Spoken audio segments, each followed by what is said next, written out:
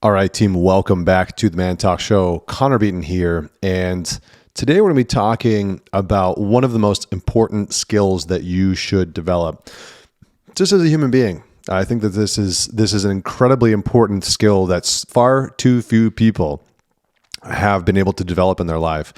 And I'm going to share with you why I'm talking about this. So recently, I have had a couple guests on my show that are a little bit more controversial. And it has been very fascinating to watch, observe, receive the responses of having those guests on my show. Everything from, I can't believe that you would platform this person, and how could you believe what they believe, making wild assumptions, to questioning why I had them on the show, to thanking me for having them on the show, to saying that they were that they were somebody's favorite guest on the show, right? So this massive gamut, having these controversial guests on the show. But one of the interesting things that really stood out to me was how many people threatened to unfollow me, or threatened to never tune into my show again, or made some type of threat saying like, oh, you're going off the rails by having this person on your show or having these people on your show. And never throughout any of that questioning whether or not I agreed with them, whether or not, my belief system and my value system is the same as theirs. Never inquiring as to why I actually had these people on the show. And so I'm going to give you what I think every single man especially needs to develop in our modern time. This very skill I think is incredibly important.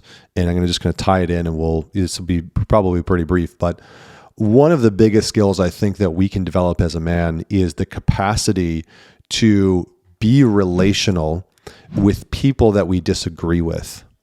I'm going to say that again, be relational with people that we disagree with. I have been running my podcast for 7 years. I've had hundreds of people on the show, and I haven't always agreed with them. I haven't always agreed with their perspective. I haven't always agreed with their religion. I haven't always agreed with their politics. But the point of me being a good moderator and host isn't to always agree with everybody that I'm communicating with. That's not the point. The point is, can I better understand their worldview? Can I be curious enough and inquisitive enough and impartial enough to understand their perspective that maybe has value to a large subset of people, even if those people are different in their belief structures and systems than me? I remember working at Apple for a number of years, and I can tell you why this is so important, both within your intimate relationships and with, out in the world. I worked at Apple for a number of years, and eventually one of my positions was a market leader for the company. And part of my role within that company was to deal with some of the most unsavory, disgruntled customers that, had come into the ecosystem, right? They were pissed off. They were entitled. They thought that they deserved something that, was just like nonsensical sometimes. They're super angry. They're super upset with you. And so automatically, there's a massive disagreement, right? They want something. They believe they're entitled to something that is just false. It's just not possible. So there's automatically this discrepancy of agreement between you and this person. That's how the conversation is starting.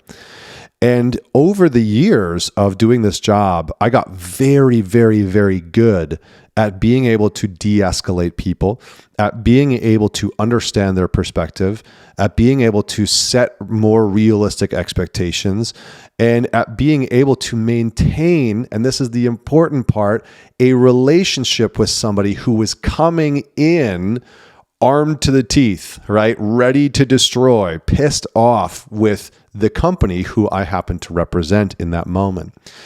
And the reason why this is so important is that when you look at our culture today, when you look at the political landscape, when you look at the media landscape, it is a wash in the just dumbfounding incapacity of people who are able to maintain some type of relational conversation with other human beings that they happen to disagree with. You can go online, and as soon as you see people disagree with one another, the communication and the conversation and the relationship dissolves instantaneously. It evaporates. And the problem with this is that this has turned people into very fragile, very psychologically weak people who can't have proper disagreements. And so if you are somebody who is so wildly susceptible to getting so reactive with somebody that you disagree with online, or you tune into a podcast or your favorite show or news station, and they have somebody on the show that you disagree with, and your immediate response is, I'm never tuning into this show again, that is going to filter in to your life. That's going to filter into how you have conflict with your wife or your girlfriend. That's going to filter in to how you show up at work. It's going to filter into how you raise your kids. It's going to filter into how you deal with your friends. And this notion that we should just ban people and exile people from our lives because we disagree with them, or because they maybe believe something that's different from us, is a very, very damaging notion. Both on a community and social level, but also on an individual level. Because here's the thing about human beings. We thrive off of a sense of resiliency and being robust. And the more that you are able to be in relationship with people, and again, I'm not saying like surround yourself with people that you just disagree with and hang out with them constantly and go out to the bar and do that kind of stuff.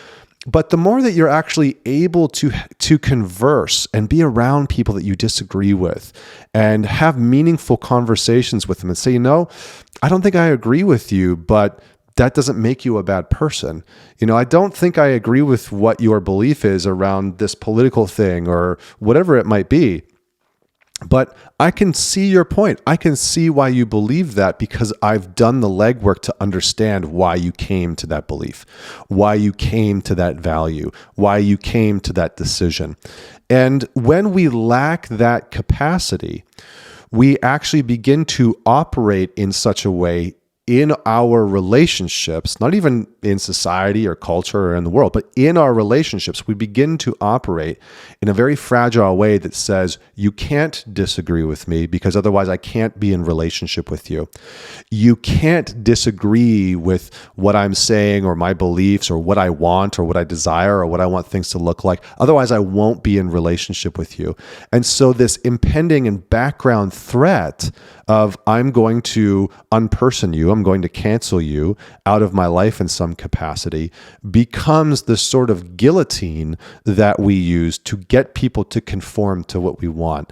And this does not create psychologically, emotionally, physically, spiritually robust and resilient human beings.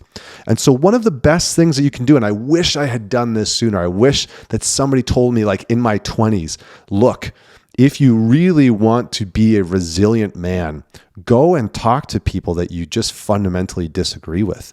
Go and have some type of relational conversation with them where you're not attacking their character, you're not trying to dismantle them, you're not, trying to take them down a peg or change their mind. You're actually just being in a relational conversation with them where you're saying, I don't understand your perspective. I don't get your opinion. I actually don't understand your belief. Tell me more. Why do you believe that? Tell me how you came to this conclusion. Give me some information about your worldview and what formed that. I remember, I'll just wrap this up with one final piece, which is I just interviewed this gentleman named Sterling Cooper, who is a former male porn star. And I got some heat for having him on the show because of some of his beliefs and some of his views. But one of the things that I found very interesting was I asked him very openly, like, what got you into this in the first place? What was your defining moment? And he opened up and told me about a story that I don't think he's told on any other show about losing his mother, about his mom. I think she had some form of cancer and then she passed away. And it dramatically altered his life in a way where he began to question, life is short. And so what do I want to do? What do I want to experience? How do I want to live? You might not agree with what he came up with in terms of the life that he's chosen and the life that he's built, but it's wildly fascinating to see how somebody losing a parent, how that's going to alter their life, because I've interviewed a number of guests where that has been the case, and it's pushed them into all kinds of trajectories, all kinds of decisions, all kinds of experiences and adventures. And so take the time in your life to develop some type of capacity to have deeper conversations with people that you disagree with. Listen to perspectives that you disagree with. Engage with people that you disagree with. Stay grounded, stay rooted, stay curious. Ask better questions. Try and see if you can build some type of understanding of what led them to that decision, to that choice, to that perspective in the first place. And probably what you'll find is, one, that will help you maintain the relationship, which is an incredibly valuable skill and trait. If you are a man who can maintain relationship through disagreement, you are going to have a kind of superpower at work and at home that is just invaluable, because so many men do not know how to be in disagreement with somebody and maintain the relationship. Because we move into this like, I got to be right, I got to prove you that you're wrong, I got to fix this problem, I got to solve this solution, and the relationship goes out the window and then everything breaks down. So if you're a man who can be in disagreement with somebody and maintain the relationship, you have developed something so foundationally important, not just to us as human beings, not just to maybe your marriage or your relationship, not just to your work and your colleagues and your friends, but to culture and humanity itself. Because when you look out the world right now, when I look out at the world right now, what I see are a whole bunch of people that cannot disagree with somebody and still maintain a relational, ethical, and moral way of interacting with that other person. And that to me is wildly dangerous. It's brutally terrifying, because I think it's going to lead to a lot of tremendous, a lot of horrible stuff. And it already is, right? The way that we interact and treat each other online is despicable often. It's really not a moral thing. It's not a moral way that we're interacting with one another. So comment below. Let me know what you thought about this. Do you agree? Do you disagree? What would you add to it? If you're tuning into this, wherever you're tuning into this, please don't forget to man it forward. Share this. This is how we've grown. We've never done any marketing. I've never marketed this show. This is all through word of mouth. So share it, man it forward. And until next week, this is Connor Beaton signing off.